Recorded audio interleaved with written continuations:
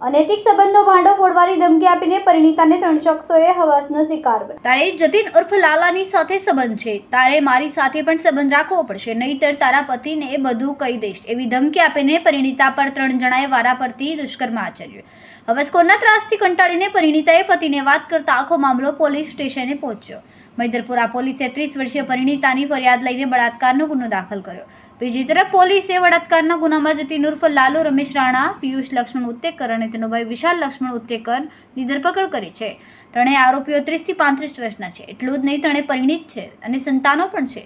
પોલીસે કહ્યું કે શરૂઆતમાં વર્ષ 2016માં પરિણીતા જોડે જતીન ઉર્ફ લાલુ રાણાએ મિત્રતા કરી હતી, પછી પરિણીતાની મરજી વિરુદ્ધ શરીર સંબંધ બાંધ્યો હતો। પરિણીતાને 2 ભાઈઓએ બ્લેકમેલિંગ કરીને કહ્યું કે તારા જતીન સાથે સંબંધ છે એમ કહીને બંને ભાઈઓએ વારાફરતી પરિણીતાના દુષ્કર્મ આચર્યું હતું। એટલું જ નહીં, પરિણીતાના મોબાઈલમાં વિડીયો બનાવીને તે વિડીયો વાયરલ કરવાની ધમકી પણ આપી હતી। આ ત્રણેય આરોપી હીરાના કારખાનામાં કામ કરે છે। કેમેરામેન સેનિલ વિરાણી સાથે વિશાલ છેઠા, માનવ પ્રભા ન્યૂઝ, સુરત।